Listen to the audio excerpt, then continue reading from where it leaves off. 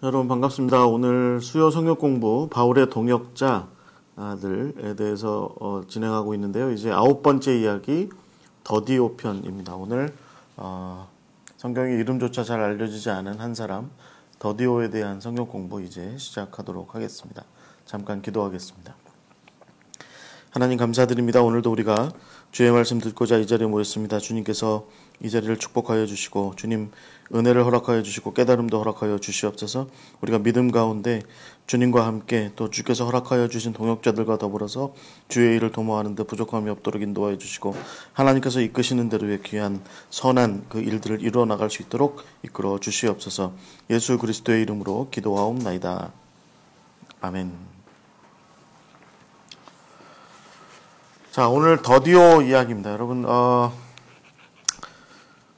못 들어보신 분들이 훨씬 많으실 거라고 생각합니다. 더디오. 네, 더디오. 이름 자체도 뭔가 좀 더딘 사람인 것 같은 그런 느낌이 있는 그런 사람인데, 자, 오늘 교회 20년 다녔어도 30년 다녔어도 그런 사람이 성경에 있는지조차 몰랐던 그러나 바울에게는 너무나도 중요한 동역자 더디오 이야기 시작해 보도록 하겠습니다. 네. 우리가 일반적으로 이제 비즈니스 업계에 그 파트너십을 형성하게 되죠. 우리가 보통 어시스턴트라고 이야기하는 사람들과 파트너가 좀 달라요. 그러니까 우리가 균등하게 어떤 그 투자와 어떤 역할을 잘 배분해서 수익도 함께 잘 동등하게 내가 투자한 만큼 그렇게 나누는 사람들을 보통 우리가 파트너라고 이야기한다면, 어시스턴트, 그러니까 아마 이렇게 함께 돕는 사람들, 이런 사람들은 조금 이제 고용된 사람들이라고 보는 것이 합당하겠죠. 그래서 여러분 이게 성경에도 이제 이런 부분들이 좀 명확한데요. 그래서 오늘 저는 이 동역자 관계라고 하는 것에서 특별히 이제 바울이 동역자 관계라고 하는 것에서 특별히 잘 나누었던 세 가지의 어떤 그 모습들이 있다. 이것을 저는 일반 비즈니스 업계에서 다루고 있는 상식적인 어떤 파트너에 대한 개념들, 이런 것들로부터 좀 가져와서 이야기를 나눠보고자 합니다. 일반적으로 우리가 이제 사업을 시작하게 되면 투자를 하게 되죠. 그래서 혼자 하는 경우가 많습니다. 사업은 대체적으로 혼자 하는 경우가 많습니다. 제가 이거 자료를 찾아보다가 비즈니스 투데이인가라고 하는 그 잡지를 이렇게 기사를 하나 봤는데, 미국에서 최근에 2019년도인가에 사업하는 사람들 중에 85%인가는 대체적으로 혼자 사업한대요. 그런데 한 13% 정도는 이런 파트너십이 있대요. 그러니까 이제 투자가 좀 함께 이루어지고 함께 일하고 그다음에 이제 이익도 이제 함께 나누는 그런 경우들이 있다는 얘기죠. 그래서 이렇게 이제 우리가 그 파트너십을 형성한다라고 이야기할 때, 그럴 때에는 이 비즈니스 업계에서는 세 가지 정도의 종류가 있다, 이렇게 이야기를 합니다. 물론 9가지, 10가지로 이야기하는 경우도 있는데, 저는 오늘 우리가 성경 공부를 이렇게 다루면서 이런 것들은 좀 개념들이 괜찮다 싶어서 제가 세 가지만, 그 중에 대표적으로 세 가지만 가져왔습니다. 첫 번째는 뭐냐면 액티브한 파트너예요. 말하자면 행동하는 파트너죠. 그러니까 투자도 하고 투자한 만큼의 자기 위치도 어떤 사업 관계에서 자기 자리도 잡고, 예를 들면 당신이 사장하면 그럼 나는 전무이사 할게, 나는 상무이사 할게, 이런 식으로 자기 역할도 분명하게 하고, 그리고 실질적으로 사업에 관련된 일들도 함께 합니다. 그리고 나서 이익도 이제 함께 잘 나누는 그런 사람들이죠. 이런 사람들, 이 액티브한, 그러니까 행동하는 이 파트너는 말하자면 자기 역할이 분명해요. 그리고 자기 위치에 대한 어떤 입장도 분명합니다. 나는 이렇게 생각해요. 나는 내 위치에서 이런 일을 할 거예요. 라고 이제 분명하게 자기 일들, 자기 역할이 분명하고, 상대방과 자기 사이의 구분이 분명하죠. 또 한 사람, 이제 그 시크릿 파트너라고, 그러니까 비밀스러운 파트너가 있습니다. 이 사람들은 어떤 사람들이냐면, 이런 사람들은 아마 말하자면 드라마 같은 데 많이 나올 것 같아요. 이렇게 돈 많은 할머니가 계신데, 대부업계의 대모 이런 분 할머니가 계신데, 젊은 사업가가 드라마 주인공이 열심히 일하는 걸 보고서 내가 그럼 너 투자해 줄게. 그리고 너 그러면 내 말 따라올 거야? 라고 이렇게 얘기하면서 사업적으로 조언도 해줍니다. 그런데 이런 시크릿한 파트너는 사업을 실질적으로 수행하는 사람들 옆에서 조언을 해준다든지 그를 돕는다든지 그가 어떤 역할을 잘할 수 있도록 이렇게 지원을 해준다든지 그렇게는 하는데 사람들 앞에 드러나진 않습니다. 그것이 바로 시크릿 파트너의 특징입니다. 그래서 이 사람들은 이제 비밀스러운 파트너, 이제 우리말로 그렇게 이야기할 수 있습니다. 드라마에서 많이 보셨죠? 또 이제 세 번째가 이제 어떤 경우냐면 사일런트 파트너예요. 이 사람들은 제가 보기에는 이제 아예 드라마에도 안 나와요. 뭐 예를 들어서 누가 있어. 뭐 그래서 드라마에 얼굴조차도 안 나와요. 그래서 마치 무슨 보이지 않는 손 같은 그런 느낌이죠. 근데 이런 사람들은 대체적으로 투자합니다. 그리고 나서는 전혀 자기를 드러내지 않습니다. 그러니까 뭐 제가 보기에는 아마 믿고 맡기는 스타일인 것 같아요. 그래서 당신이 알아서 하시오라고 얘기하고 이렇게 어떤 투자를 하고 나서 그래서 그 사업이 잘 되도록 이렇게 지원을 해주고는 그리고는 어떤 관여도 하지 않고 어떤 참여도 하지 않습니다. 아마도 이익을 얻는 부분에서도 뭐 그렇게 과히 개의치 않는 그런 행동을 하는 사람들이 아마 이 이제 조용한 파트너들일 것 같아요. 비밀스러운 파트너와 조용한 파트너가 좀 약간 뒤섞이는 경향이 있긴 있는데 일반적으로 사업하시는 분들 사이에서는 이 행동하는 파트너, 비밀스러운 파트너, 조용한 파트너들이 있습니다. 네. 정말 이제 혼자서 하시는 분들 말고 뭔가 좀 동업을 하신다고 하시는 분들 사이에 그렇습니다. 여러분들 주변에도 아마 이런 분들이 있죠. 바울의 이야기로 우리가 좀 넘어와서 생각을 해보면 이 바울의 동역자들, 바울의 파트너들에게서도 우리는 이 세 가지 모습을 좀 볼 수 있을 것 같아요. 여러분 이제 바나바나 브리스길라 이런 사람들은 어떠세요? 또 브리스길라와 아굴라, 그 다음에 바나바나 실라, 뭐 이런 사람들 어떠세요? 또 빌레몬, 뭐 이런 사람들 어떠세요? 이런 사람들은 대체적으로 바울과 동역 관계에서 자기 역할도 분명하고 자기 위치도 분명합니다. 그 다음에 주고받는 것도 분명해요. 뭐 예를 들어서 바울에게 무조건 끌려다닌다든지 그렇지 않죠. 바울과 조율하고 대화하고 그다음에 자기 역할이 분명하게 바울과의 어떤 사역에서 자기 역할이 분명하게 있죠. 뭐 이런 사람들이 있는 반면에 또 여러분 뭐 예를 들어서 누가나 디모데, 디도, 오네시모, 뭐 마가 이런 사람들은 어때요? 대체적으로 우리가 바울의 제자들이라고 볼 수 있는 이 친구들은 이 사람들은 바울과 동역합니다. 그런데 아주 액티브하지 않아요. 이 사람들은 대체적으로 바울이 시키는 것만 하고 그다음에 바울보다 전면으로 드러나지 않습니다. 예를 들면 바나바 같은 경우는 그러지 않았죠. 바울과 바나바가 늘 함께 이렇게 같이 서 있었죠. 실라도 마찬가지죠. 브리스길라와 아굴라도 마찬가지였을 겁니다. 그런데 누가나 디모데, 디도, 또 모네시모, 마가 이런 친구들은 대체적으로 바울을 위해서만 존재합니다. 그래서 바울 뒷면에, 바울 후면에, 바울 이면에 서서 바울의 사역을 이렇게 돕는 역할을 하죠. 그런데 이게 뭐 마가처럼 수행원과 같은 그런 역할들은 아닙니다. 그러니까 이렇게 시키는 것만 이렇게 하고 그러지 않습니다. 바울이 하라고 하는 것 중에 굉장히 이 사람들이 누가나 디모데, 디도, 오네시모 이런 사람들은 주체적으로 뭔가 자기 역할을 수행하는 경우가 굉장히 많았습니다. 오네시모 같은 경우 우리가 지난 시간에 배웠지만 결국 바울에 의해서 말하자면 동역 관계로 올라서게 되는데 아마 비밀스러운 파트너 같은 그런 역할을 하지 않았을까라는 생각을 가져봅니다. 반면에 아주 조용한 파트너들 있죠. 이 조용한 파트너들은 어떤 사람들이냐면 가이오나 에라스도, 구아도, 소스바도, 야손, 소스데네, 드로비모 이런 사람들일 것 같아요. 이런 사람들은 이름은 기록돼 있어요. 이름은 기록돼 있고 그런데 실질적으로 우리가 그 사람들이 어떤 역할을 했는지 드러나 있지는 않습니다. 성경상으로 볼 때 그렇다는 얘기입니다. 성경상으로 볼 때 비즈니스 업계에서는 완전히 침묵을 지키는 경우가 아마 이 사일런트한 말하자면 좀 조용한 파트너인데 우리가 성경의 기록으로만 놓고 보자면 이런 사람들은 앞서서 제가 말씀드린 그런 행동하는 파트너로서의 어떤 바나바 같은 사람들이나 비밀스러운 파트너로서의 어떤 누가나 이런 사람들하고는 사뭇 다르게 이름 정도가 남아 있거나 아니면 아무 이름조차도 남아 있지 않은 그런 경우가 많이 있죠. 네. 그런 경우가 많이 있습니다. 그래서 바울의 파트너들 가운데서도 우리가 굳이 이렇게 좀 구분을 좀 해보자면, 세속의 지식을 좀 가지고 와서 구분을 해보자면, 그런 세 가지 종류의 사람들이 있을 수 있다는 겁니다. 그렇게 볼 때, 여러분, 이 더디오는요, 더디오라고 하는 사람은 좀 독특합니다.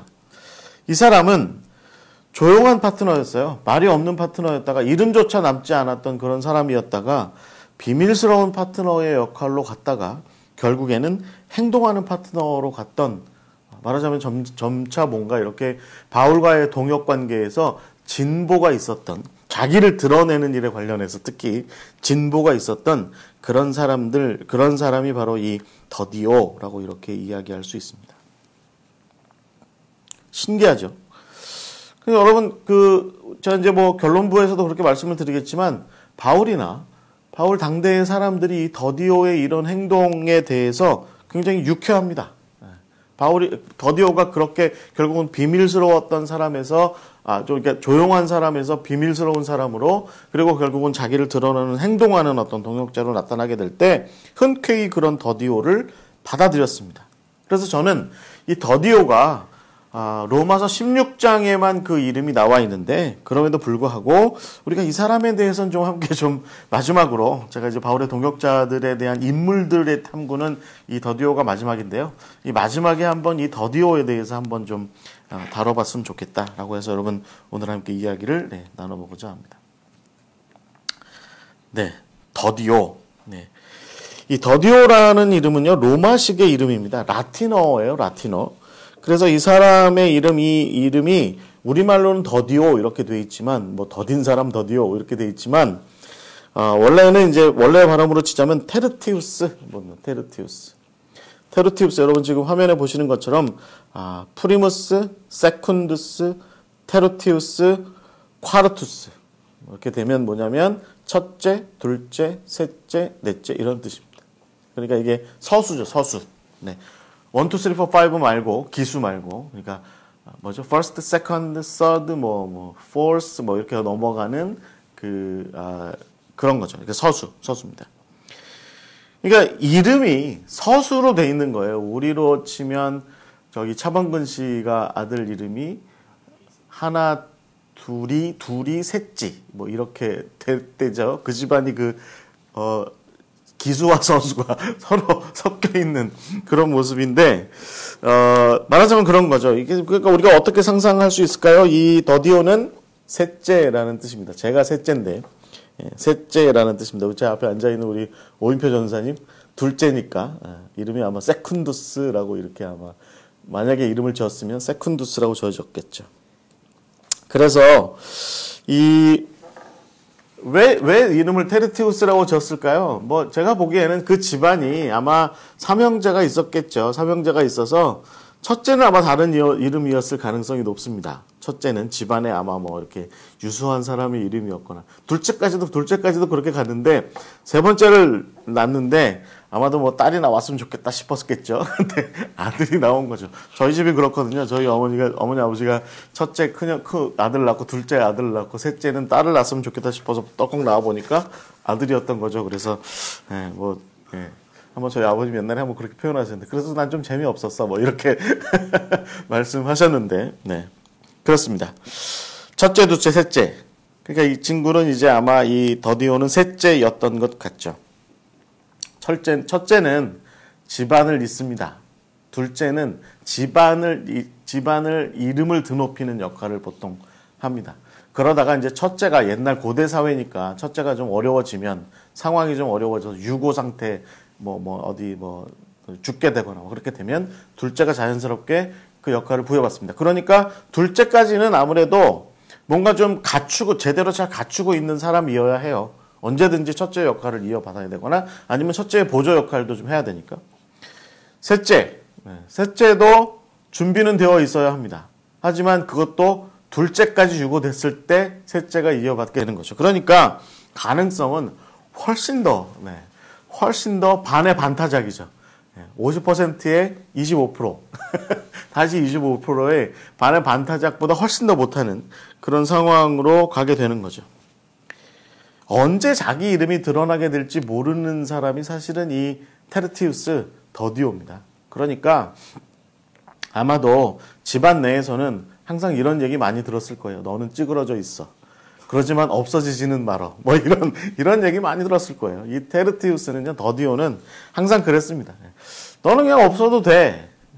이런 소리 많이 들었을 거예요. 그런데 없어지진 마라. 그냥 어디 있어. 이 동네 주변에 어딘가에 있어. 그러다가 부르면 제깍 와라. 그것도 준비를 잘 갖춘 상태에서 와야 한다. 먼저 뭐 이런 이야기를 많이 들었던 사람이 테르티우스 더디오입니다. 제가 이거 성경 공부 준비하면서 이 테르티우스라고 하는 단어를 보다가 본 건데요. 우리 이 종아리 근육이 셋째 종아리 근육이 있어요. 그런데 종아리 근육이 첫째, 둘째, 셋째가 있더라고요. 종아리 근육도. 그런데 셋째 종아리 근육이 무스쿨루스 페로네우스 테르티우스예요. 그러니까 제3비골근인데 첫 번째 장비골근이 있고요. 두 번째 단비골근이 있어요.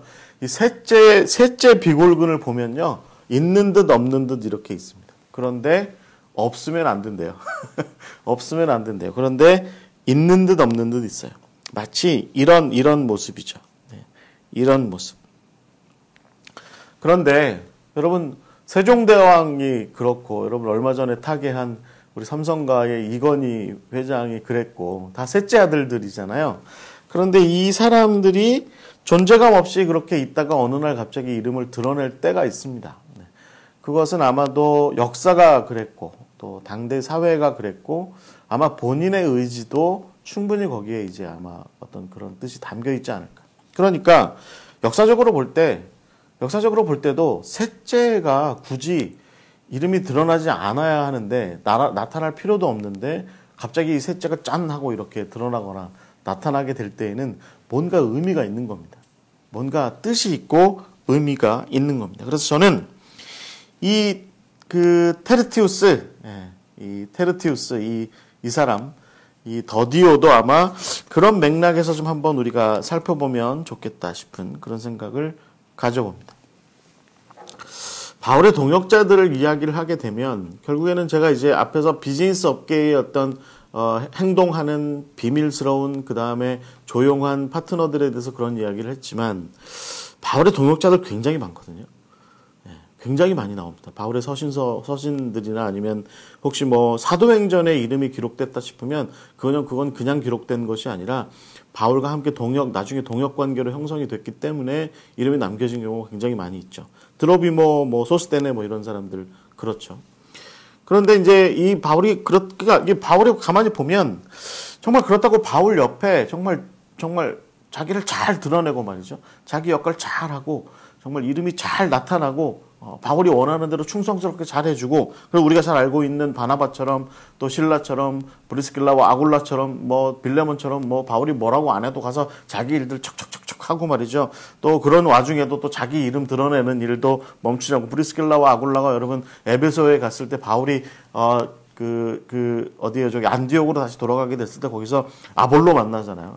아볼로 만났을 때 브리스길라와 아굴라가 나름대로 자기 역할 다 이렇게 하잖아요.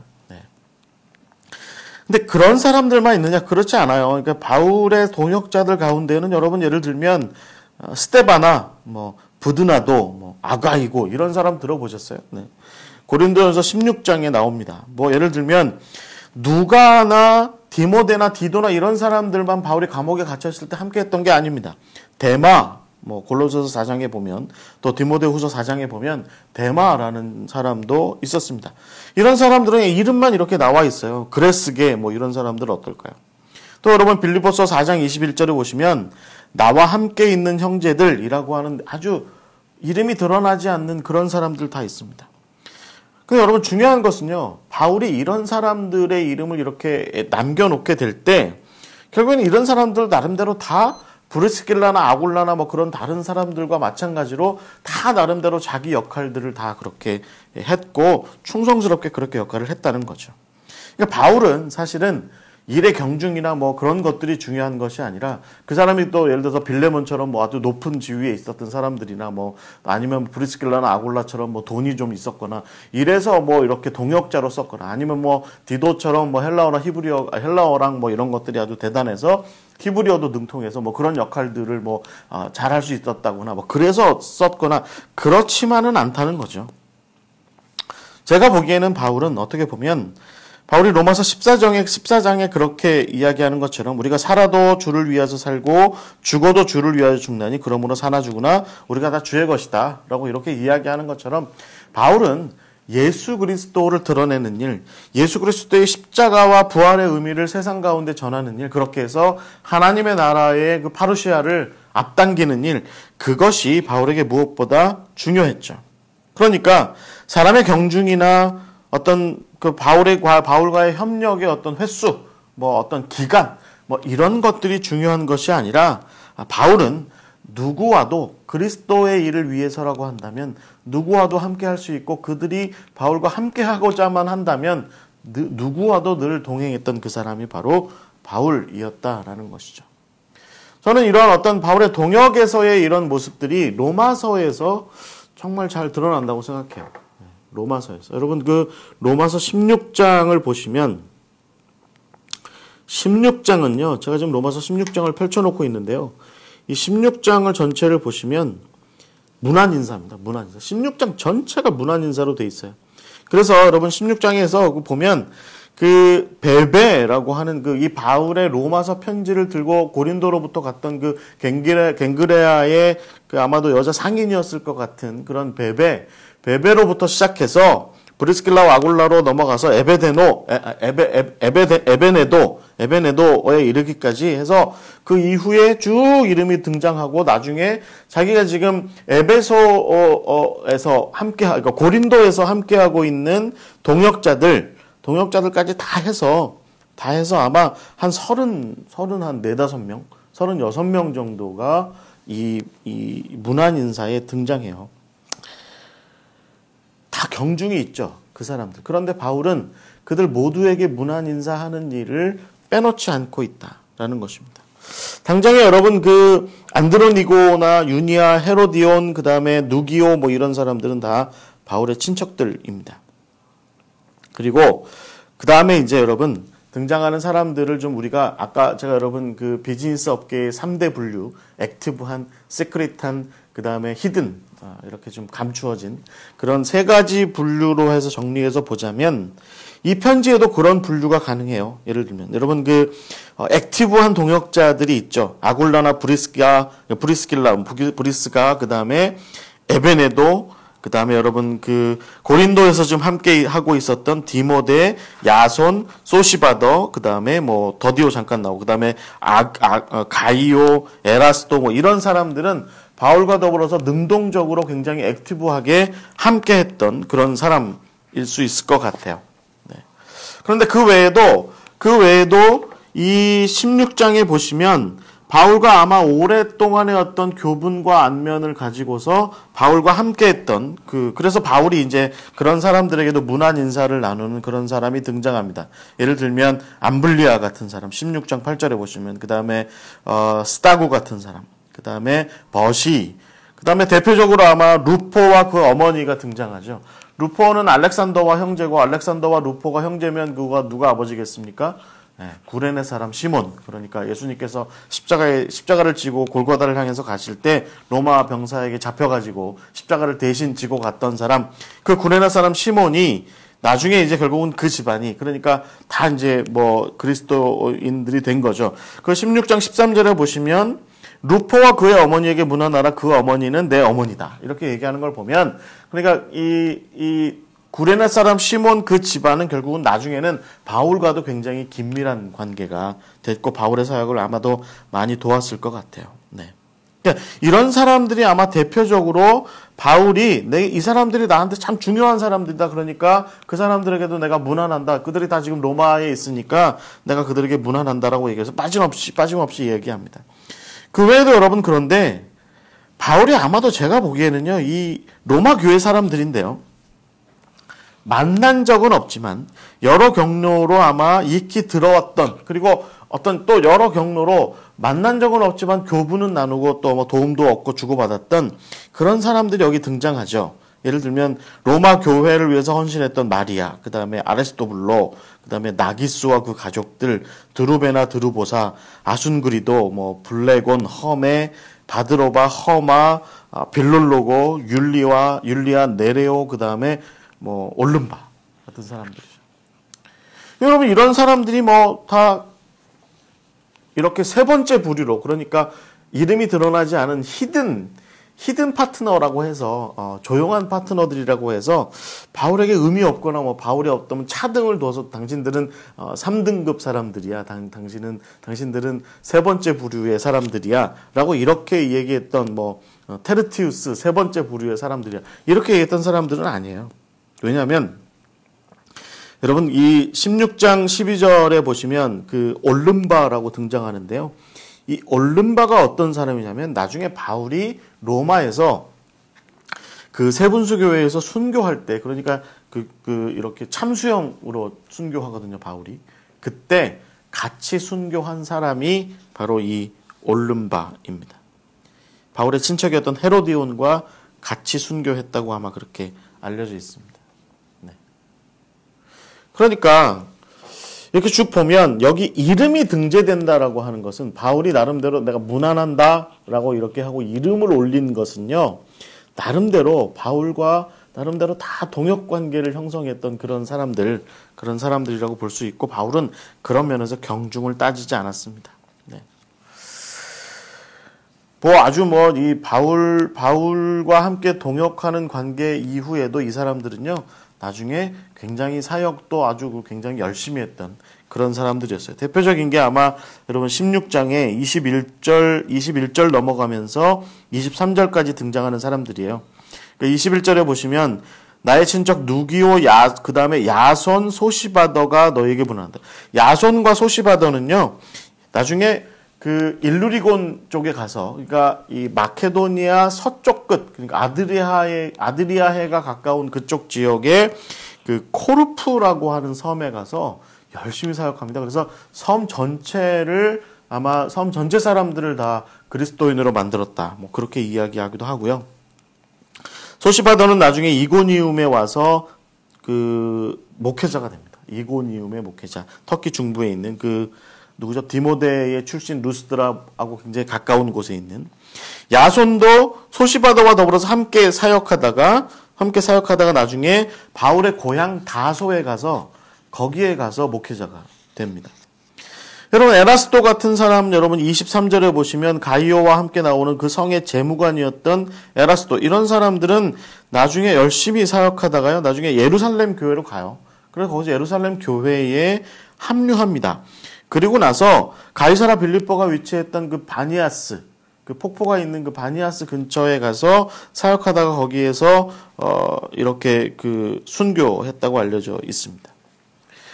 여러분, 이런 사람들의 이야기들을 가만히 보면 이런 사람들은 대체적으로 바나바나 뭐 실라나 누가나 뭐 디모데나 디도나 이런 사람들과 비견해서도 모자르지 않는 그런 사람들이에요. 네. 그래서 바울이 아마 이렇게 이 로마서 같은 경우에 특별히 이게 이름을 이렇게 남겨놓은 것을 보면 곳곳에서 바울과 동역했고 이름이 많이 드러나지 않았을 뿐이지 정말 열심히 사역한 거죠. 네. 그런 사람들이었습니다. 그런 와중에 지금 우리가 함께 나누는 이 더디오가 등장합니다. 네, 더디오.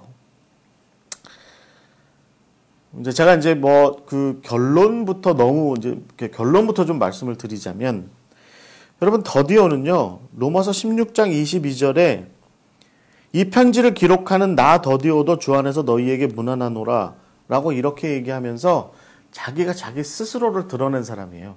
그러니까 바울이 나의 동역자 디모데, 나의 친척 누기오, 야손, 소시바더 이렇게 다 너희에게 문안한다. 가이오도 문안한다. 에라스도도 너한테 문안한다. 구아도도 문안한다. 다 그렇게 이야기하는데 더디오 이름은 원래 다루지 않았던 것 같아요. 그런데 더디오가 이 22절에다가 떡하니 자기 이름을 넣어두었던 거죠. 바울의 사역에서 굉장히 중요한 역할을 했던 사람이죠, 더디오는. 그러니까 이 대필을 했던 사람이었거든요. 대필. 그러니까 아마누엔시스라고 보통 이렇게 이야기하는데 이 대필을 했던 사람인데 대필하는 건 굉장히 중요하죠. 그런데 바울은 굳이 다른 여러 이름이 알려지지 않는 사람들의 부류에다가 더디오를 넣어 놓았던 모양인데 더디오가 자기를 이렇게 턱하니 드러냈던 것이 지금 우리가 지금 이 더디오의 사역에서 좀 관심 있게 지켜보는 부분입니다. 더디오는 왜 그랬을까요? 아마도 바울과의 동역 관계에서 더디오는 여기 나오는 필경사, 그러니까 좀 잘 이렇게 정서하는 사람, 대필자, 그러니까 바울이 말하는 걸 기록했던 사람, 그 정도였을 거예요. 그러니까 바울과의 동역 관계에서 더디오는 대필자 이상도 아니고 이하도 아니었어요.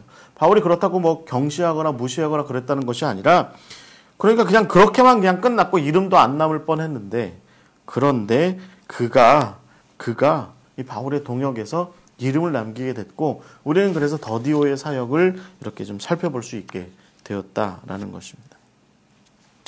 더디오입니다. 더디오.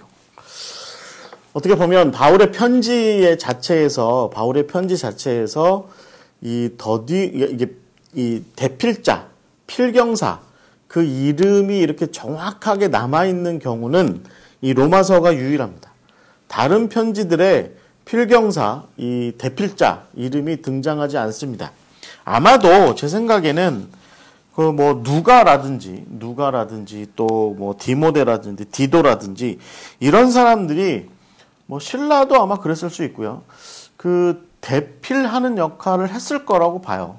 대필하는 역할을. 그러니까 바울이 아마 이렇게 얘기했겠죠. 이거 좀 받아 적어봐. 그러면 이거 받아 적었겠죠. 왜냐면 바울이 누가 편에서 제가 좀 다뤘던 것처럼 뭐 안질도 좀 있었고, 그 다음에 좀 뭐 그 경기 일으키는 거 뭐죠? 그 간질도 좀 있었고 뭐 그렇다고 하죠. 그래서 누가가 옆에서 계속 보필을 했다고 하잖아요. 그러니까 점점 나중에는 뭐 아마 나이를 점점 먹으면서는 육체의 어떤 문제가 점점 심각해졌을 테고, 그러니까 여행 다니고 사람들을 상대하고 사역을 하고 그러는 일에도 굉장히 힘들었을 거예요. 그러니까 대필자가 옆에 아마 있는 게 필요했겠죠. 그래서 제가 보기에는 디모데나 다른 사람들도 다 대필을 했습니다.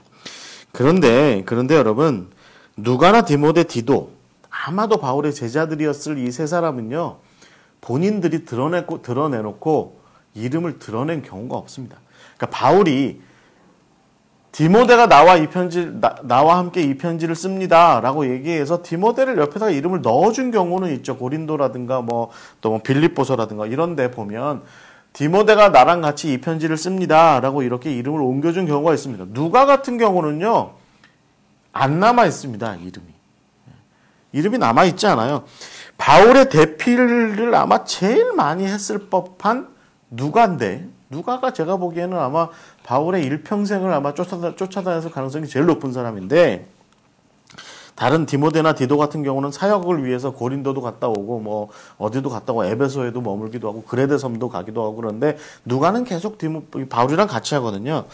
그러니까 그렇게 보면 누가라고 하는 이름이 좀 예를 들어서 뭐 어디든 이렇게 좀 더 분명하게 드러날 법한데, 디모데 후서쯤 가서야 누가가 나와 함께 있다 뭐 이런 정도로 남아 있잖아요. 그렇다고 해서 누가가 혹은 디모데나 디도가 이렇게 자기를 드러내거나 그러지 않습니다. 그런데 여러분, 이 더디오의 경우는 특별한 거죠. 제가 조금 전에도 말씀드린 것처럼 로마서 16장 22절에 보시면 더디오도 여러분들한테 문안합니다라고 하면서 자기를 분명하게 드러내고 있다라고 하는 겁니다. 네. 왜 이런 일이 있었을까요? 우리가 이 서두에 제가 함께 나누었던 액티브한, 그 다음에 시크릿한, 그 다음에 이 사일런트한 파트너십, 비즈니스계에서 많이 사용하는 그런 개념으로 놓고 볼 때 더디오에게 뭔가 진일보가 있었던 것 아닌가라고 하는 그 나름대로의 유추를 한번 이 시간을 통해서 바울의 동역자들이라고 하는 제목의 이 이야기를 함께 좀 다뤄보고자 합니다. 첫 번째 단계를 좀 더디오에게서 볼 수 있는 바울과의 동역 관계에서 첫 번째 단계로 좀 볼 수 있는 게 뭐냐면, 좀 이렇게 조용한 동역자죠. 그러니까 사일런트한 더디오입니다. 조용한 더디오. 이렇게 볼 수 있을 것 같아요. 조용한 더디오. 더디오의 이름이 사실은 어디에도 등장하지 않죠. 네. 그는 아마도 그 어디에선가 바울이 전도 여행을 다니던 어디에선가 이방인들의 지역에서 아마도 뭐 2차 1, 2, 3차 전도 여행 언젠가에서 아마도 바울의 이야기를 듣고 감동하고 바울의 사역에 동참하게 된 그런 사람이었을 것 같아요. 네. 그리고 이제 바울을 아마 따라다녔을 것 같아요. 그러다가 바울이 로마에 편지를 쓰게 된 주후 57년, 그러니까 바울이 고린도에 있을 때 그때 이 더디오가 거기 아마 고린도에 아마 머물러 있었을 것 같습니다. 그때까지만 해도 이 더디오는 침묵하는 동역자였을 것 같습니다. 제가 서두에 말씀드린 것처럼 더디오가 첫째도 아니고 둘째도 아니고 셋째라고 말씀드렸잖아요. 그러니까 이제 셋째인 더디오. 그러니까 평생 제가 말씀드린 것처럼 너는 그냥 거기에 그렇게 찌그러져 있어 라고 하는 그런 이야기를 제일 많이 들었을 법한 그런 더디오예요. 그러니까 그런 더디오가 사람들과 더불어 함께 있으면서 사람들과 함께 하면서 아마 이렇게 좀 티나는 행동을 하거나 드러나는 행동을 하거나 그런 일들을 보였지는 않았지 않겠느냐라는 그런 생각을 가져봐요. 드러나지 않는 사람이 아마 더디오였을 거다라는 겁니다. 그래서 바울과 동행하던 초반부에 그는 바울의 눈에조차도 아마 잘 들지 않았을 수도 있습니다. 그냥 바울이 일행이 이렇게 우하고 다니면 그러면 아마 그 주변부나 뭐 이렇게 끝자락에 저 뒤에 이렇게 아마도 등짐지고 보찜지고 이렇게 조용히 따라다녔던 사람이 아마 더디오가 아니었을까. 바울의 지근거리에는 우리가 잘 아는 브리스길라, 아굴라, 뭐 실라, 바나바, 디모데, 뭐 디도 이런 사람들이 있었겠죠. 그런데 더디오는 그런 와중에도 누구보다도 충성스러운 바울의 사람, 예수 그리스도의 제자였을 거다 이렇게 생각합니다. 그는 아마도 바울과 동행하는 내내 조용히 있었을 거예요. 그렇지만 그가 마땅히 해야 할 일들은 묵묵하게 수행했던 사람, 그가 바로 더디오였을 것 같아요. 그러니까 아마도 그는 남들이 잠들고 있는 시간, 남들이 쉬고 있는 시간에도 바울의 사역에 필요한 일들을 열심히 잘 도와주고 했던 사람이 아마 더디오였지 않을까 싶습니다. 여러분 어떻게 보세요? 이렇게 주변에 보면 말 한마디만 해도 작은 행동 하나만 해도 주목받고 이목 끄는 사람들이 있습니다. 그런 와중에 더디오 같은 그런 사람들 틈바구니에서 아마 이 더디오 같은 사람은 이름도 드러나지 않았던 사람이 아마 더디오였을 거예요. 뭘 해도 사람들에게 관심을 끌거나 사람들 앞에서 빛나는 그런 사람이 아니었던 그가 바로 더디오였을 거다라는 겁니다. 이 더디오 같은 사람들은요 늘 주변부에 있어요. 그렇다고 또 자기 이름이 드러나는 것을 원치도 않습니다. 그냥 조용히 있는 걸 바라죠. 묵묵히 할 일을 하는 사람이 어떻게 보면 더디오 같은 사람일 것 같아요. 우리 주변에도 그런 사람 많죠. 저 뒤에서 묵묵히 빗자루 들고 또 뭐 우리 주방에서 또 어딘가에서 조용히 자기 할 일을 해요. 근데 그런 사람들 앞에 카메라 들이대면 이거 아니에요. 저 하는 일 없어요. 라고 하면서 손사래를 치면서 도망치는 사람들. 그런 사람들. 그래서 무대 뒤에서 그 무대 막을 혹은 조명기를 들고 있는 것은 즐겨하지만 스포트라이트 받는 건 그렇게 좋아하지 않는 그런 사람들이 아마 이 더디오 같은 사람들일 것 같아요.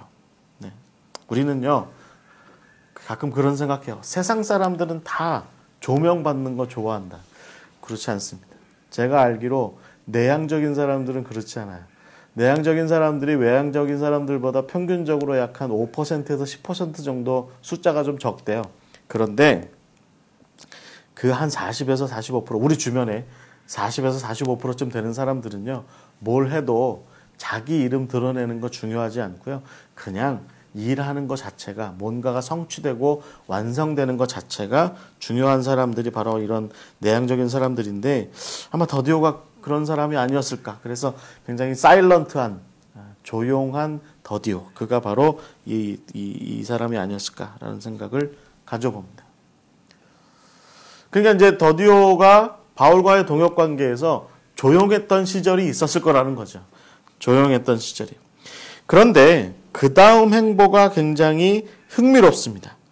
이 더디오의 그 다음 행보에서 이 더디오는요, 바울과의 동역 관계에서 마냥 침묵하는 동료로 남아있지 않았다라고 하는 겁니다. 그는 바울이 고린도에 있을 때, 바울이 로마에 편지를 이렇게 보내고자 할 때 그 편지를 쓰는 작업에 동참하게 됩니다. 아마도 이때 이제 바울이 알아봤겠죠. 아마도 이제 제 생각에는 바울의 편지를 좀 정서할 사람이 필요했을 것 같아요. 근데 뭐 여러분 제가 이미 말씀드린 것처럼 누가라든지 뭐 마가라든지 아니면 마가는 아마 없을 테고 누가라든지 뭐 디모데라든지 디도라든지 이런 사람들은 아마 나름대로 정서할 수 있는 능력이 충분히 있었을 것 같아요. 뭐 그리고 이 고린도쯤 되면 여기 뭐 여러분 지금 이 여기 편지에도 나와 있는 소시바도라든지 뭐 야손이라든지 가이오는 안 했겠죠. 가이오는 아마 뭐 좀 높은 위치에 있었던 사람이니까. 그다음에 에라스도도 안 했을 테고. 하여튼 바울 주변에서 정서를 좀 해줄 사람, 대필하고 정서해줄 사람 분명히 있었을 것 같아요. 그런데 어찌된 일인지 아마 이 일이 더디오한테 넘어왔겠죠. 그러니까 아마도 편지를 좀 급하게 보내야 되는데 그 편지를 로마의 편지를 보내는 와중에 아무도 없었던 것 같아요. 그러니까 바울이 아마 이렇게 주변 사람들한테 얘기했겠죠. 내 편지 좀 대필해 줄 사람 했더니 이제 저 구석에 앉아있던 더디오가 요렇게 손을 들었을 것 같습니다. 아마 제 생각에는 요렇게 아마 그 성격상 셋째답게 자기를 막 이렇게 드러내거나 그러지 않고 조용히 손을 딱 들었는데 그래서 아마 그냥 넘어갔을 수도 있는데 바울이 못 알아보고 알아채지 못하고 넘어갔을 수도 있는데 바울의 눈에 들었겠죠.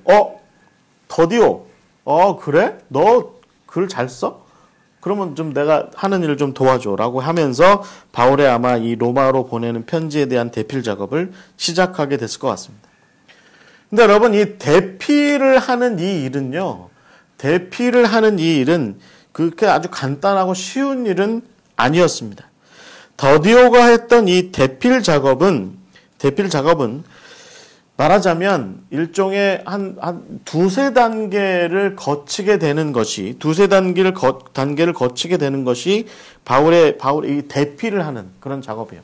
가장 먼저 하는 일은 속기 작업을 먼저 했을 겁니다. 쇼트핸드라고 해가지고 영어 표현에 여러분 쇼트핸드라고 하면 속기입니다. 속기가 뭐예요? 그러니까 말하자면 우리 국회에 보시면 국회의원들 막 이렇게 회의하면 옆에서 속기하는 기계 가지고 이렇게 속기 타이핑 하는 그 기계 가지고서 막 이렇게 타이핑을 치는 그 작업을 하는 그거죠. 그런데 이 속기가 보통 우리가 전문 용어로 스테노그래피 아니면 브라키그래피 이렇게 이야기를 하는데 이 속기 작업이라고 하는 게요. 정서하는 게 아닙니다. 말을 이렇게 말을 하는 사람이 말을 이렇게 하게 되면 그걸 이렇게 받아 적는데 속기용으로 하는 약어, 그러니까 아주 간단하게 표현하는 그런 약어 표현을 많이 써요. 한자에 초서 같은 거라고 할까? 행서와 초서 사이 아마 그런 거 비슷할 것 같은데 다 이렇게 적는 거죠. 그래서 아마도 쓴 사람이나 알아볼 법한 수준으로 이렇게 막 받아 적는 일이 쇼트핸드, 그러니까 속기를 하는 일입니다. 먼저 이렇게 속기를 다 하고 나면 이제 이 대필을 하는 사람은 그 아마누엔시스라고 얘기하는 보통 이 대필을 하는 사람은 그 다음에 롱핸드, 그러니까 정서 작업을 합니다. 정서. 그러니까 이렇게 깔끔하게 쓰는 거를 보통 정서라고 합니다. 그러니까 바를 정자 정서가 아니라 고요할 정자. 정서. 그래서 바르게 이렇게 깔끔하게 쓰는 작업을 하게 되는 거죠. 그러니까 낮 시간에 아마 더디오는 바울 옆에 앉아가지고 바울이 로마 교회에게 이제 하려고 하는 이야기들을 말 그대로 받아 적는 작업을 했을 것 같아요. 그리고 나서 그것이 일정 분량이 모여지게 되면 그걸 다시 정서를 이렇게 하게 되는 거죠. 이때 속기로 기록했던 그 이렇게 아주 간단하게 썼던 단어나 글자를 다시 풀어내고, 그리고 나서 바울이 말한 부분 가운데 좀 오류가 있거나 뭐 좀 그런 부분들은 찾아내서 그런 것들은 고쳐 쓰기도 하고, 고쳐 쓸 때 아마 바울에게 묻기도 하고, 그 다음에 뭔가 좀 설명이 더 필요하다 싶은 부분들은 정서를 할 때 거기다 설명을 더 추가해서 이게 정서를 하고 아마 옆에다가 작은 글씨로 아마 이렇게 좀 써두거나 그런 일들을 아마 했을 것 같아요. 그렇게 해서 정서하는 작업 2단계 작업을 마치고 나면 보통의 대필자들은 아주 제대로 된 정서 작업을 진행합니다. 그렇게까지 하고 나서 편지를 보내는 경우가 대부분이었습니다. 근데 이 세 번째 정서 작업을 할 때 이렇게 뭐 추가적인 설명이 필요한 부분들에 대한 주석 작업을 한다든지 이렇게 하는 거죠. 그걸 집어넣는 거죠. 그래서 그거를 원저자와, 그러니까 이 구술한 사람 혹은 원저자와 더불어서 함께 대화를 하면서 이 부분은 좀 이렇게 하는 게 좋을 것 같습니다. 이 부분에 이런 주석을 좀 더 집어넣는 것이 나을 것 같습니다. 이 부분에 이런 표현들을 좀 더 집어넣는 것이 나을 것 같습니다. 이 부분은 이렇게 쓰는 것이 더 나을 것 같습니다. 라고 하는 것들을 옆에서 이제 함께 대화하면서 함께 쓰는 거예요. 그러니까 여러분 이런 작업까지 하고 났으니까 여러분 빌립보서 같은 경우에도 혹은 뭐 데살로니가서나 뭐 이런 경우에도 고린도서 같은 경우에도 결국은 뭐 바울이 내가 디모데랑 같이 이거 했다, 같이 썼다라고 이렇게 이야기를 하게 되는 겁니다. 더디오도 아마 그런 작업을 함께 이렇게 했을 것 같아요.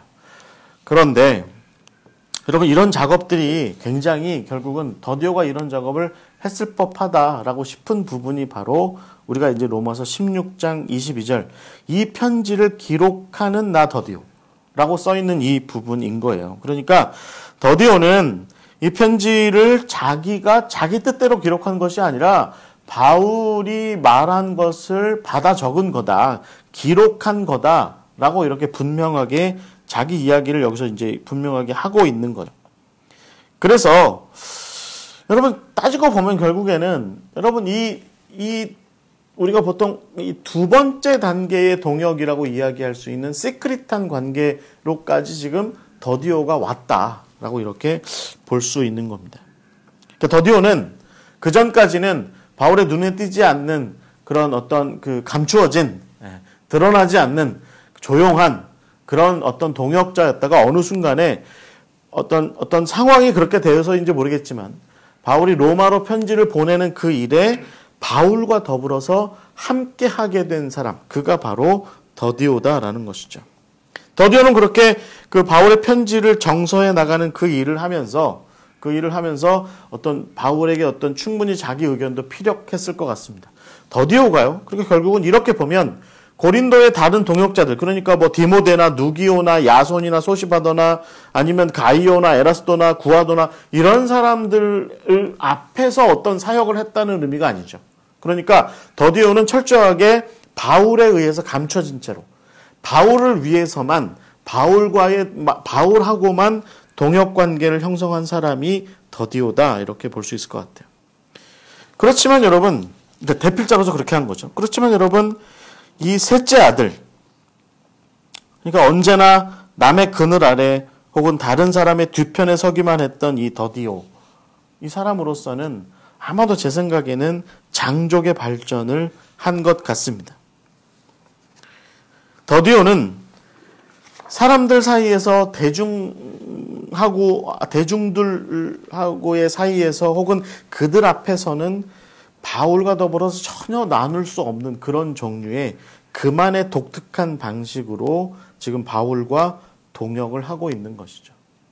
아마도 우리가 이 더디오를 혹시 내향적인 사람이라고 이렇게 우리가 가정을 하게 된다고 한다면 더디오는 이 일을 굉장히 기뻐했을 겁니다.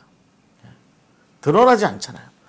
자기가 별로 좋아하지 않는 사람들 앞에서 스포트라이트 받으면서 어떤 조명 받으면서 막 뭔가를 해야 되는 그런 일이 아닌 한에 디도처럼 디모데처럼 고린도 교회에 가서 막 에베소 교회에 가서 그레데에 있는 교회에 가서 뭔가 사람들에게 집중을 받으면서 뭔가 일을 해야 되는 그런 일이 아닌 한에 바울 옆에 서서 바울이 시키는 정도 안에서 그래서 바울에게 뭔가 조언도 좀 할 수 있는 그런 정도 수준에서 이런 역할을 하는 거. 이게 바로 말하자면 더디오가 좀 원했던 그런 모습이 아니었을까. 그러니까 더디오는 요 정도까지는 내가 바울 선생님과 함께 동역하는 것은 참 좋겠다, 좋다라고 이렇게 생각했을 것 같아요. 그래서 더디오는 이 두 번째 단계에서 결국은 바울에 대해서 비밀스러운 동역자의 모습으로 이렇게 남게 되었습니다. 한 가지가 더 있죠.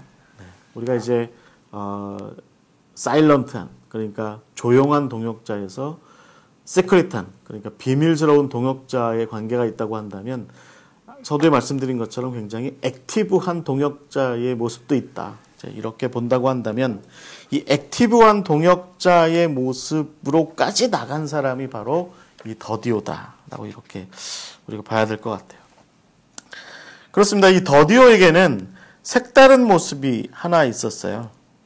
그러니까 조용한 동역자의 모습에서 잠깐만이라도 어떤 좀 비밀스러운 바울과 동역하는 그런 그 바울의 편지를 대필하는 그런 역할로까지 이렇게 나가게 되는데 그런데 그 단계를 넘어서서 더디오가 갑자기 자기를 표현하는 자기의 역할과 자기의 위치를 분명하게 드러내는 그 일까지 하게 됐다라고 하는 것이죠. 여러분 로마서 16장 22절에 이 놀라운 사건이 이렇게 기록되어 있습니다. 이 편지를 기록하는 나 더디오도 주 안에서 너희에게 문안하노라. 이 편지를 기록하는 나 더디오도 주 안에서 너희에게 문안하노라. 늘 겸손하게 자기를 낮추고 숨어들기에 바빴던 셋째 아들, 자기를 드러내기보다는 감추는 일이 더 익숙한 더디오가 지금 이 상황에서 나 더디오야 라고 이렇게 자기를 분명하게 드러내고 있는 것이죠. 아마 제 생각엔요, 평소에 그 더디오의 조용한 모습, 더디오의 그 자기를 드러내지 않는 그런 모습을 알고 있었던 많은 사람들은 이 더디오가 어느 날 정서해온, 이렇게 잘 이렇게 반듯하게 써온 로마서 편지의 어떤 최종판, 아마도 제 생각엔 최종판이 아닐까 싶은데 이 최종판 말미를 함께 읽다가 깜짝 놀랐을 겁니다. 왜냐하면 갑자기 22절에 이 편지를 기록하는 나 더디오라고 하는 그런 표현이 분명하게 들어있잖아요. 그러니까 아마 깜짝 놀랐을 것 같아요. 바울도 아마 비슷한 마음을 품지 않았을까 싶습니다. 편지를 받아 적고 집필하는 내내 조용하고 겸손하게 자기 역할을 수행했던 이 더디오, 가끔 자기에게 필요한 조언을 해주기만 했던 그것도 뭐 조용하게 선생님 이건 좀 이렇게 하는 것이 좋지 않을까요? 뭐 이제 이런 정도로만 얘기하던 그런 더디오인데 그렇게 자기 존재감을 비밀스러운 조언으로만 이렇게 나타냈던 그런 더디오가 마지막 정서하는 그 글에, 로마서를 정서하는 그 글에 자기를 분명하게 드러내고 있는 것이죠. 여러분 그런 면에서 볼 때 로마서 16장 22절은 굉장히 극적인 부분이 있습니다. 바울 같으면 여러분이 바울이라면 이 편지를 받아들고 무슨 생각을 했을까요? 여러분 같으면 어떤 생각을 가지셨겠습니까? 제 생각에는요, 저 같으면 에이, 감히 어디다 대놓고 이런 일을 해 라고 이렇게 이야기를 하면서 아마 이렇게 빼버렸을 수도 있습니다. 빼버렸을 수도 있어요. 더디오 이 부분은 빼라 라고 이렇게 이야기했을 수도 있습니다. 그런데 중요한 것은 바울이 그런 더디오의 자기 표현과 주장을 그대로 용인한 거죠. 우리가 그걸 어떻게 알 수 있을까요? 로마서가 결국 그렇게 남은 겁니다. 로마서가 더디오가 쓴 더디오의 정서본 그대로 로마에 전달됐고 로마 사람들이 이것을 다 읽었고 그리고 나서 이후에 그 정경화의 신약 성경이 정경화되는 그 수백 년의 과정을 거치면서 이 22절이 그대로 남게 된 것이죠. 여러분 한번 생각해 보세요. 여러분 신약 성경 읽어 내려가시다 보면 여러분 여기도 16장의 24절 같은 경우 보면 없음이라고 돼 있어요. 없음. 그러니까 어떤 경우에 빼버렸을 수도 있는 거죠. 필사를 하면서 신약 성경 필사를 하면서 초기 교회가 정리를 하면서 성경을 정리하면서 이 부분은 좀 빼도 되겠다. 뭐 이런 부분들이 있었을 거라는 거예요. 그런데 그 모든 정리 과정에서 성경을 정리해 나가는 과정에서 이 22절이 남았다는 겁니다. 나 더디오. 주 안에서 너희에게 문안한다. 나도 너희에게 문안한다라고 하는 이 표현이 남았다라고 하는 겁니다. 여러분 어떻게 생각하십니까? 초대교회는요, 제가 보기엔 더디오의 이 돌발 행위를, 더디오의 이 갑자기 평소에 안 하던 짓 했던 이상 돌발 돌출 행위를 바울도 그렇고 로마 교회도 그렇고 초기 교회도 그렇고 이후의 교회들이 오늘날에 이르기까지도 우리는 다 이 더디오의 이 행동을 용인하고 받아들이게 된 것이죠. 여러분, 엘리야가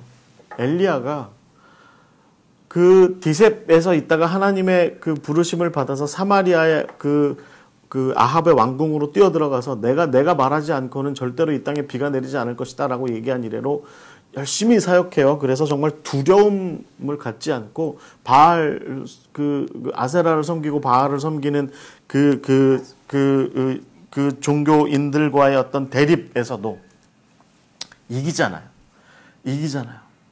그러다가 어느 날 이세벨이 내가 너를 반드시 잡아 죽일 거야 라고 하는 그런 이야기를 듣자마자 그 기세 등등하던 엘리야가 기가 꺾여요. 그래가지고 뭐라고 얘기합니까? 저기 브엘세바에서 하루쯤 거리 떨어진 들판으로 나가서 그 로뎀나무에다 머리를 쳐박고서 여호와여 넉넉하오니 지금 내 생명을 거두어 주옵소서. 나는 내 조상들보다 낫지 못합니다 라고 그렇게 얘기하잖아요.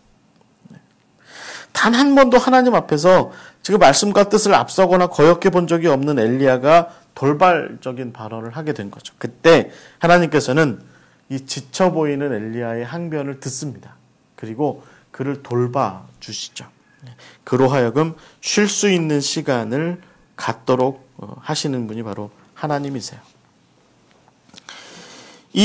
결국은 하나님께서 이 더디오의 이 돌발 행동, 그리고 침묵하고 조용하던 더디오가 돌발적으로 자기를 그렇게 드러내게 됐을 때, 그렇게 했을 때 하나님께서도 그것을 아마 인정하시고 그래 너 여기에 이름을 좀 남겨봐라 라고 이렇게 용인하시고 또 바울과 초대교회도 다 그렇게 용인하는 그런 모습을 우리가 볼 수 있습니다. 어떻게 보면 제가 보기에는 더디오 이제껏 그렇게 이름 없이 빚도 없이 그렇게 살았으니까 이제 한번 당신의 역할을 좀 드러내 보시오라고 이렇게 격려하고 아마 이렇게 인정해주고 했던 그런 것이 아마 이때 당시에 아마 이 고린도나 로마 교회 바울이 함께했던 그 교회들의 모습이 아니었을까라고 이렇게 생각을 좀 가져봅니다. 여러분, 더디오 어떤 사람이었을까요? 이 더디오가 어떤 사람이라고 우리가 더디오를 어떤 사람이라고 보는 것이 합당할까요? 그러니까 더디오 우리가 이제 바울과의 어떤 동역 관계에서 더디오의 이야기를 보자면 결국은 그는 제가 생각하기에는 조용했던 동역자에서 바울의 어떤 비밀스러운 동역자로 그리고 더 나아가서 결국에는 어느 순간에 자기를 드러내야 할 때 드러낼 줄 알았던 그런 동역자가 바로 더디오였고 그런 더디오의 진일보하는 모습을 인정할 줄 알고 용인할 줄 알았던 사람이 바로 바울이었던 것 같습니다. 저 같으면 어따 대고 라고 했을 것 같아요. 저 같으면 저랑 같이 우리 동역하시는 우리 전사님들이나 이런 분들이 저보다 좀 앞서서 뭔가 나가게 되면 목을 쳐라 하고서 저놈 이 건방진 놈 목을 쳐라 라고 얘기하고 전 용인하지 않았을지도 몰라요. 그런데 성경이 오늘 특별히 로마서 16장 22절이 그 정황을 통해서 우리에게 가르쳐주는 건 뭐냐면 바울은 지금 그런 더디오를 인정하고 있다라는 겁니다. 인정하고 있다. 좀 저는 이 더디오의 이런 돌발 행동을 역사적인 맥락에서 한번 좀 맞춰보고 싶습니다. 정리를 하면서. 여러분, 이 더디오가 나중에 그 소아시아 중앙에 있는 이고니움, 지금 코냐라고 알려져 있는 그 도시에 가서 거기에 가서 사역하거든요. 그래서 거기에서 아까 여러분 그 로마서 16장 21절에 나와 있는 소시바더가 나중에 이 이고니움에서 순교하고 나서 이 소시바더의 대를 이어서 그 이고니움의 목회자가 됩니다. 네, 목회자가 돼요. 그래서 거기에서 사역하다가 이 더디오도 거기에서 순교했다고 알려져 있습니다. 제가 보기에는 이 더디오가 이 이고니움에서 교회의 지도자가 됐다라고 하는 것이 저는 좀 흥미로워요. 왜냐하면 우리가 이 더디오라는 이름 셋째, 이 사람을 좀 내향적인 사람이다라고 이렇게 가정해 놓지 않고 만약에 이 사람의 이 행적을 이렇게 놓고 보면 이 사람은요, 출세를 위해서 물불을 가리지 않고 자기를 드러내기를 아끼지 않았던 사람, 이렇게 볼 수 있어요. 그렇죠. 우리의 일반적인 상식에서 그래요. 오늘날 한국 교회에서 만약에 이런 더디오 같은 행동을 하잖아요. 이름도 없이 빛도 없이 있다가 어느 날 갑자기 예를 들면 담임 목사님 옆에서 담임 목사님 측근에서 뭔가 이렇게 일을 하다가 어느 날 갑자기 담임 목사님보다 앞서서 자기 이름을 드러내기 시작하고 결국에는 그 사역하던 그 옆에 교회 그 옆에 어느 교회 담임 목사 자리를 차지했더라. 뭐 이렇게 이야기할 수도 있죠. 이렇게 얘기할 수도 있습니다. 그런데 그거는요, 종교의 자유가 있는 요즘 같은 세월에 세상을 좀 이렇게 요즘 같은 세상에서 좀 세상을 삐딱하게 보시는 분들이 좀 잘못 보시는 관점일 것 같고요. 여러분, 이건 초대교회 이야기입니다.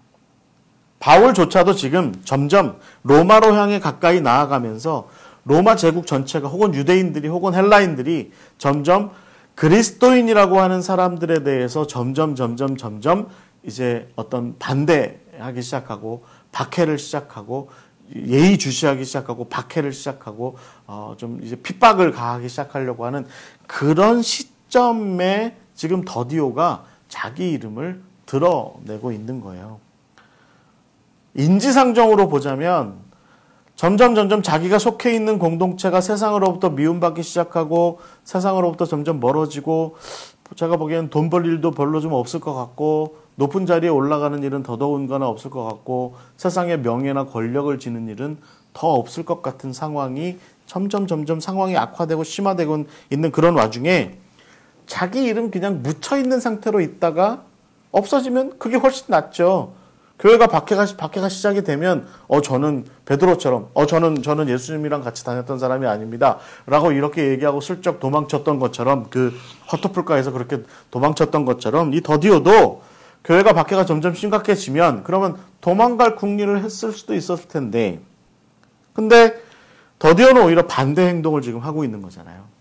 교회가 점점 어려워지고 교회가 점점 핍박의 상황으로 치달아가고 교회가 점점 힘들어져가는 와중에 더더군다나 굉장히 많은 초대교회의 지도자들, 그러니까 우리가 보통 사도라고 알고 있는 사람들이 순교의 어떤 길을 계속 걸어가고 있는 그런 와중에 더디오는 자기 이름을 드러낸 겁니다. 여러분, 이걸 어떻게 해석하는 게 맞을까요? 그리고 나중에 이고니움에 가서 소시바더가 순교했다는 이야기를 듣고 이고니움에 가서 거기에 가서 소시바더를 이어서 이고니움 교회 사람들을 돌보고 가르치고 이끄는 지도자가 돼요. 무슨 이고니움의 교회 목사가 되면 그랜저를 받았을까요? 무슨 제네시스 차를 제공받았을까요? 월 1,000만 원 이상 연봉을 보장받았을까요? 사택 엄청나게 무슨 60평짜리 아파트로 사택을 보장받았을까요? 그렇지 않습니다. 결국은 이고니움 교회의 지도자가 된다는 건 한참 핍박받고 있는 와중에 교회의 지도자가 된다는 건 결국은 자기도 결국은 그 핍박받고 고통당하다가 결국은 순교자의 길로 갈 수도 있는 그런 그 자리를 지금 더디오가 꿰차고 앉은 거죠.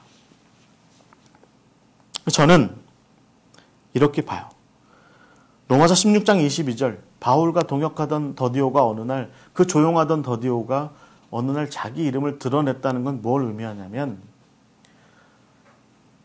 내가 이름을 드러내서 내가 교회의 지도자가 되겠습니다. 내가 그 십자가의 길을 걸어가겠습니다. 라고 하는 거죠.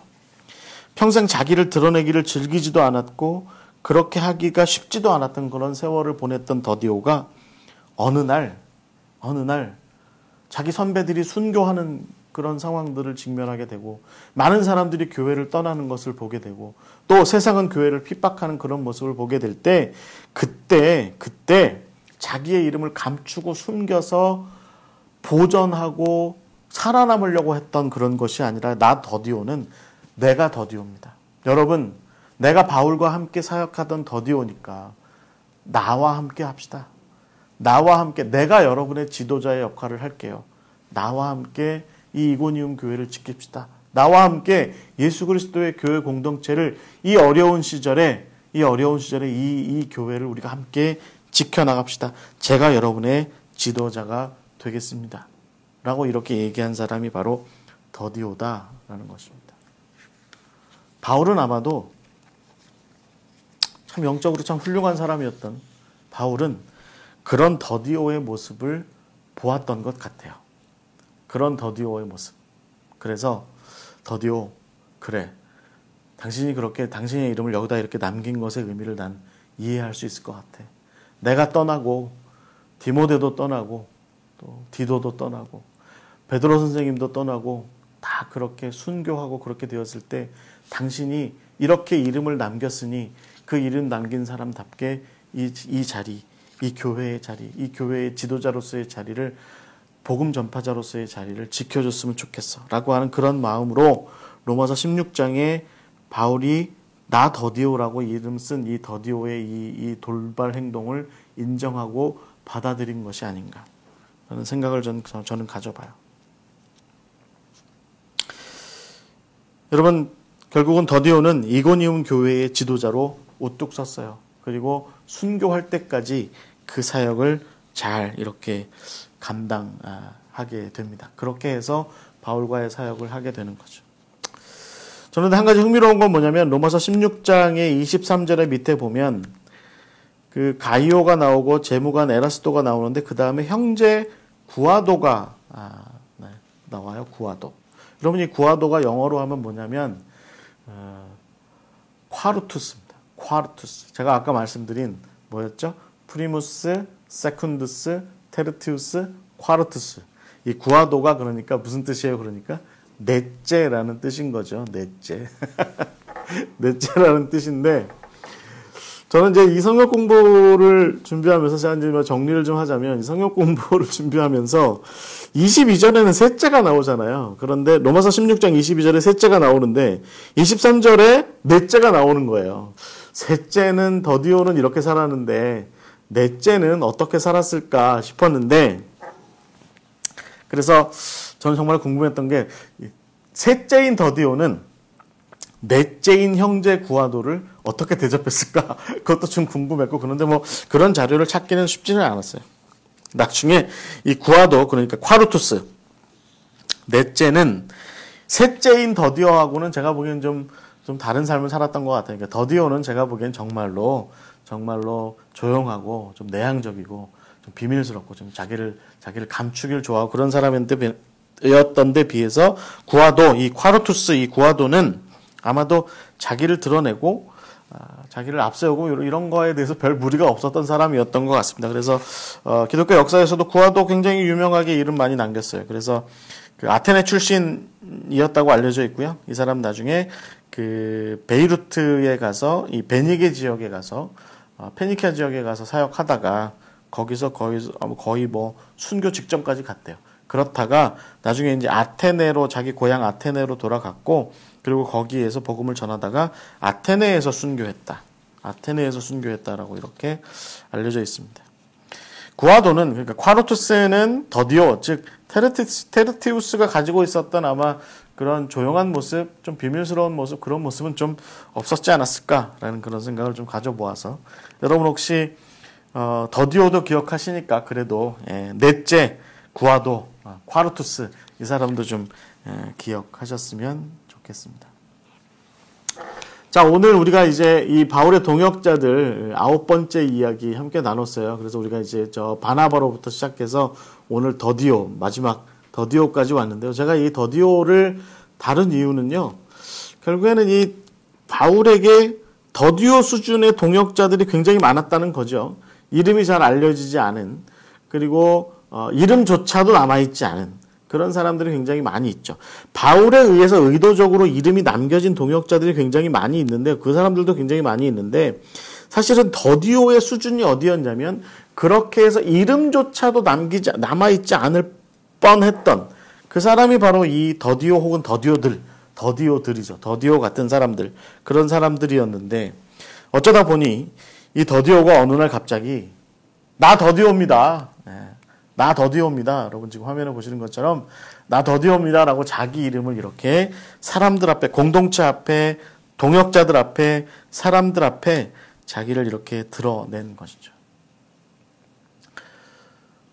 추측컨대는 더디오는 그때 당시에도 내향적인 사람들이 있었을 테니까 자기를 드러내는 일, 그래서 1인자가 되는 것, 앞장서는 것, 이런 것에 서툴고 그런 것을 즐겨하지도 않고 그렇게 해봐야 드러나지도 않고 그런 사람이었을 것 같아요. 그런데 어느 순간 내가 이름을 좀 드러내야겠구나 라고 하는 생각을 갖게 되었을 때 스스럼 없이 그 이름을 드러냈다는 거죠. 그리고 자기의 이름 더디오라는 이름을 드러낸 이후로 이 더디오는 묵묵하게 그러나 분명하게 초대교회를 위한, 예수 그리스도의 복음을 위한, 교회 공동체를 위한 지도자로서의 자리를 끝까지 신실하게 지켜나간 사람, 그가 바로 더디오다라는 것입니다. 우리 삶의 자리에서, 우리 공동체와 조직에서 이런 더디오들을 우리가 만나요. 평소에 이런 사람들은요, 그냥 용기도 별로 없습니다. 자기 이름 드러내는 거 별로 좋아하지도 않아요. 조용하게 일하는 거 좋아합니다. 조용히 파묻혀서 있는 거 좋아합니다. 그러면서 묵묵히 자기 역할을, 공동체를 위한, 조직을 위한, 함께하는 사람들을 위한 그런 자기 역할을 묵묵하게 감당하는 사람들이 바로 이 더디오죠. 그런데 어느 날 그 사람이 나 더디오입니다. 여러분 내가 더디오입니다. 라고 그렇게 이야기할 때에는 다 나름대로 의미가 있다는 거예요. 이유가 있다는 겁니다. 우리가 그런 더디오들이 우리 주변에서 일어서서 자기를 드러내고 자기 역할을 드러내고 자기가 해야 할 일들, 자기가 해왔던 것들을 분명하게 드러내고자 할 때 우리는 그 더디오들이 자기 명예 차리고자, 자기 이기심에 의해서 자기 욕심 차리고자 그렇게 하는 것이 아니라 그들이 바라보는 현재, 그들이 바라보는 우리 공동체, 그들이 바라보는 우리 조직, 그들이 바라보는 우리의 동역관계, 우리의 사역에서 자기의 이름을 드러내고 자기가 하는 일을 드러내는 것이 우리 모두에게 유익이 되고 우리 모두에게 필요한 일이다 라고 하는 것을 알고 그렇기 때문에 지금 자기를 드러내는 거다라고 하는 것을 기억하셨으면 좋겠습니다. 제가 말씀드렸죠. 바울은 그렇게 이 편지를 기록하는 나 더디오라고 하는 자기를 드러내는 더디오를 용인해주고 인정해주고 그걸 격려하고 그렇게 해서 결국은 그로 하여금 초대교회의 지도자의 길로 나아갈 수 있도록 그렇게 이끌어준 사람이 바울이었습니다. 오늘 우리의 공동체, 우리 조직, 우리 가족, 우리 함께 일하는 일터 가운데 더디오들이 있어요. 여러분 우리는 그 더디오들을 어떻게 대접하고 그들과 어떻게 동역하고 있습니까? 그들이 어느 날 갑자기 나 더디오입니다 라고 자기를 드러나게 될 때 한 번쯤 그를 세워주고 그를 격려하고 하는 그런 우리 동역이 되었으면 좋겠습니다. 자, 오늘 이렇게 해서 우리가 이제 더디오 이야기를 통해서 바울의 동역자들에 대한 어떤 인물 탐구는 다 마치고요. 우리가 이제 다음 시간에는 이제 바울의 동역에 대해서 바울은 어떤 모습이었고, 그래서 우리가 바울의 입장에서 동역자들과 함께하는 와중에 우리가 그 가운데서 우리가 얻을 수 있는 동역이라고 하는 것에서 얻을 수 있는 교훈이 뭐냐라고 하는 것을 우리가 다음 시간에 함께 나눠보도록 하겠습니다. 그 다음에는 이제 마지막으로 우리가 바울의 동역 관계를 이루었던 그 길에 대해서 함께, 그 여정에 대해서 역사와 지리를 통해서 함께 정리를 해보는 시간을 가지면서 이 성경 공부를 마치려고 합니다. 자, 오늘 이렇게 함께 해주셔서 감사드리고요. 더디오. 이름 하나 나와 있는 더디오. 오늘 그 이름 하나 가지고 오늘 함께 아주 오랫동안 말씀 함께 나누었습니다. 감사합니다. 마치겠습니다. 제가 기도하겠습니다. 하나님 감사합니다. 오늘도 우리에게 함께 하심을 감사드립니다. 우리가 말씀 가운데 주께서 더디오를 알게 하셨으니, 우리가 바울과 더디오의 동역 관계를 알게 하셨으니, 주님, 우리의 동역 관계에서도, 우리의 사역하는 장에서도, 우리가 함께하는 공동체 가운데에서도 더디오를 보게 하시고, 더디오의 자기 이름을 드러내는 그 모습을 볼 때 우리가 그들을 격려할 줄도 아는 그런 마음도 갖게 하여 주시옵소서. 그래서 우리가 그 더디오들을 통해서 우리 공동체가, 우리 교회가, 우리 사역이, 우리 가정이, 우리가 일하는 모든 곳이 더욱더 풍성해지고 깊어지고 더욱더 의미 깊어질 수 있도록 주님 이끌어 주시옵소서. 오늘 함께 하심을 감사드리며 살아계시고 역사하시는 예수 그리스도의 이름으로 기도하옵나이다. 아멘. 감사합니다. 마치겠습니다.